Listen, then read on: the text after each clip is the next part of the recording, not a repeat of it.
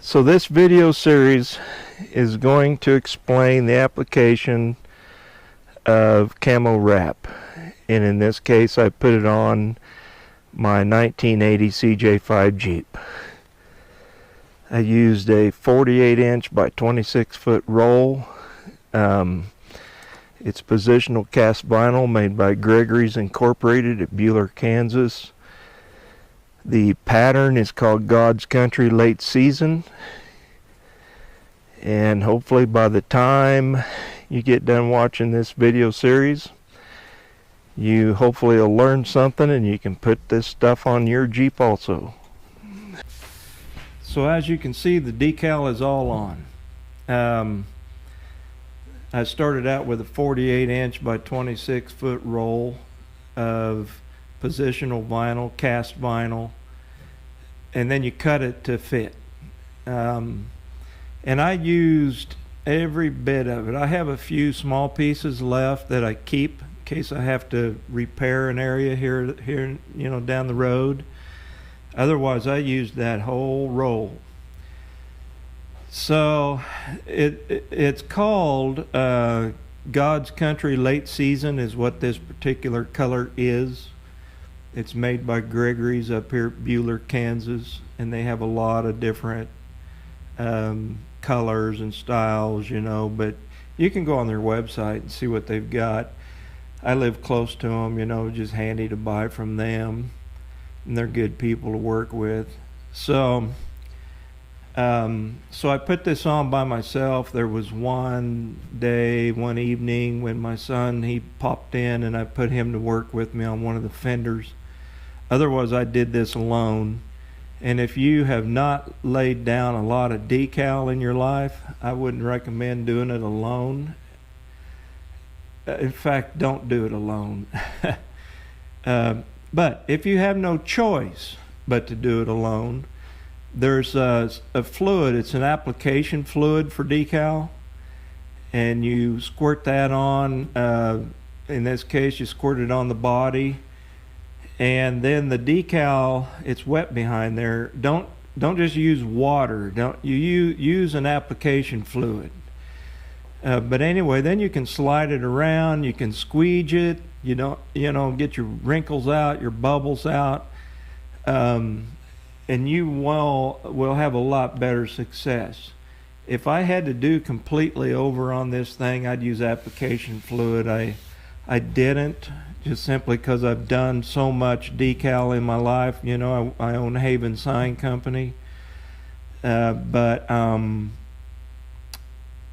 otherwise, I wouldn't recommend trying this, alone, or at least without application fluid. So it went on pretty good. The problem was that when I first looked at the Jeep, it looked, I thought, well, this is going to be simple. Because Jeeps aren't very big. This is a 1980 CJ5, and they're not very big. But once I kind of got into it, well, everything is curved. The hood is a curve on curve on curve. You have at least three different curves in that hood.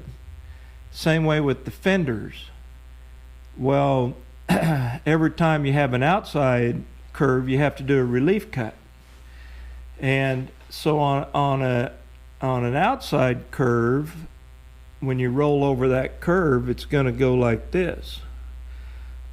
On an inside curve, when you lay your decal down, it's going to go like this. Then you have to patch in a piece, which is easy to do. But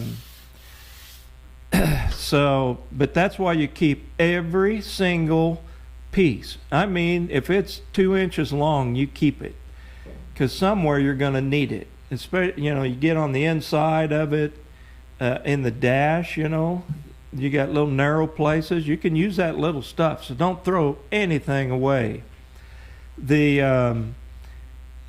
The paper backing that the cast vinyl is on, when you peel off the vinyl to apply it, you cut that backing off. Well, keep that backing, keep it clean, set it aside, because when you get pieces, you can lay them back down on that backing.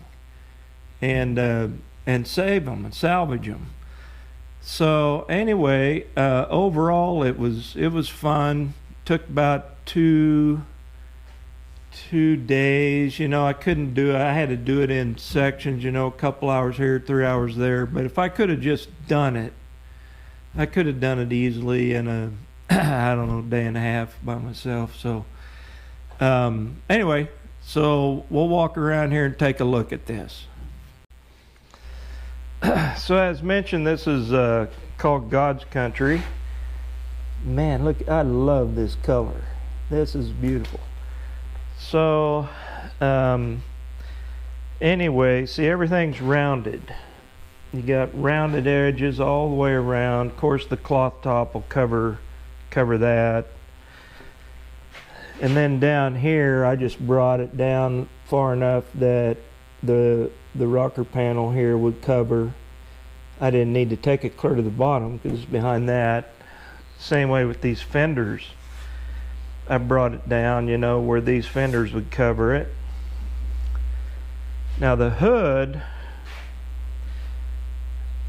now just like this is round on round on round. So you're going to have to be very careful putting that down. And then the hood, so you've got a hood that starts back here and it slopes in, plus it's round, so you have a curve on a curve on a curve on a curve, and that really is a booger. It isn't like laying it down on a flat side of a modern day truck. So this part right here, see, you had double curves right here, and then it comes up over a curve. But you see in my video, how I put that down. So back here, all I did was I brought this decal down far enough to get behind this tread plate, and then it's covered by that. Let's see here. So that's really it. Now in here on the dash, this is where all your pieces come in. See all this little stuff, you just kind of piece it in, try to match it up as good as you can. You saw how I did the windshield wipers, and I cut that piece that went around the windshield wipers. Same thing in here. Take off as much as you can. Like this stuff here all came off, speakers came out. This was all off. But over here, your knobs, and then there's a knob here. Just do them like I did the windshield wipers. So this right here, I'm going to show it kind of close. Right here I used two pieces. I had a piece that came up here, and then I tried to match as good as I can another piece that came down here. Well, that seam right there showed more than I wanted it to, and on the inside like this it didn't matter, so I took that leaf right there and I cut that leaf out and put that leaf over that seam. Disappeared. So little tricks like that can help you. There's what it looks like with all the stuff on it.